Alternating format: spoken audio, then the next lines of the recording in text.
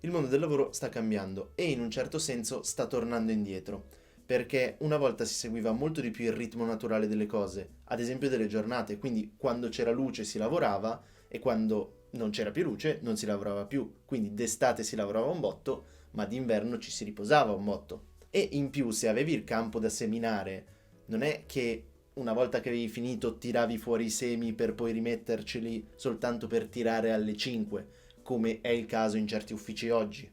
In questo senso si può dire che il lavoro era task oriented, ossia orientato ai compiti. Poi con l'arrivo della luce artificiale, degli orologi e una marea di altri cambiamenti sociali, abbiamo iniziato ad orientarci sempre di più al tempo, perché visto che qualcosa da fare c'è sempre, bisognava fissare un limite, altrimenti ci si ammazzava letteralmente di lavoro e ci sono modi migliori di andarsene. To death by Snoo Snoo!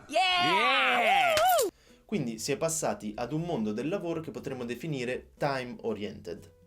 Ultimamente sembra ci sia sempre più richiesta di ritornare verso quella che io definirei la nostra natura, perché tutte le innovazioni a livello di workplace well-being, quindi le cose che ci fanno stare bene sul posto di lavoro, stanno nascendo in contesti di lavori task oriented, come settimana di lavoro di 4 giorni, vacanze illimitate, il telelavoro.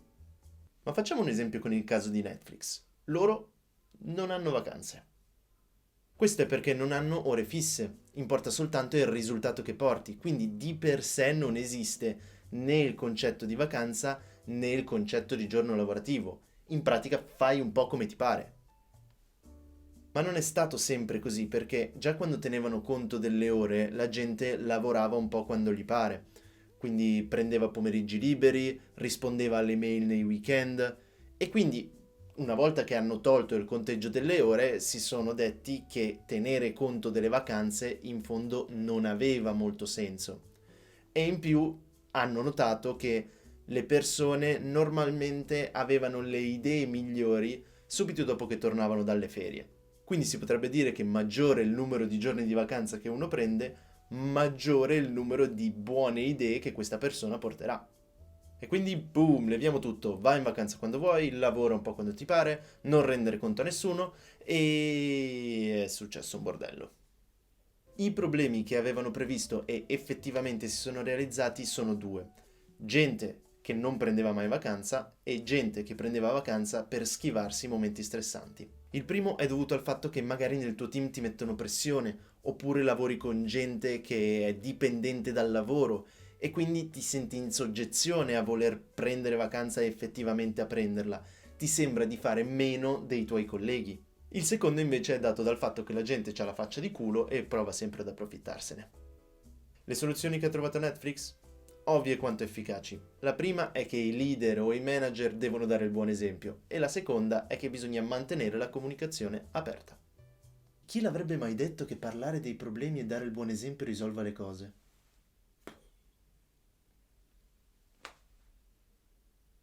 L'idea è che il manager debba essere il primo a sapere come prendersi un po' di tempo libero e deve aiutare i dipendenti a bilanciare i risultati per l'azienda e il tempo investito nell'azienda.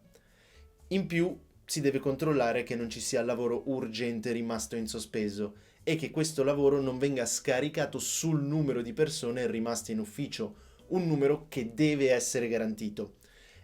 E quindi vuol dire che non si può andare in vacanza tutti assieme.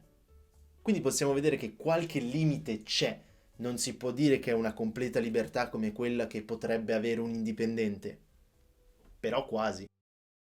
L'esempio di Netflix è il caso lampante di come con una buona volontà del management e con la costruzione del giusto ambiente lavorativo si possa ottenere una work-life balance eccellente. L'importante è mantenere il flusso comunicativo, perché se quello si interrompe, praticamente ognuna di queste pratiche può essere buttata nel cesso. E ovviamente non sto insinuando che task oriented sia meglio di time oriented. Ok, task oriented è ovviamente meglio, però è meglio per me. Ed in fondo è questo il senso del video, capire che cosa preferisci, essere pagato per il tempo che investi oppure per quello che produci. Un esercizio interessante può essere quello di prendere delle variabili e capire se vuoi che siano dipendenti dal tempo investito oppure dai risultati. Ad esempio il salario. Vuoi qualcosa che sia fisso ogni mese oppure che dipenda molto di più da bonus e obiettivi raggiunti? Vuoi per esempio delle vacanze che siano 4 ogni anno e 5 a partire dai 50 anni? Oppure una situazione dove un anno fai una settimana di vacanza e l'anno dopo ne fai 15? Oppure si potrebbe anche pensare alla rapidità di promozione. Vuoi che ti promuovano basandosi sull'anzianità, sul tempo speso in azienda, oppure se ottieni grandi risultati vieni promosso più rapidamente?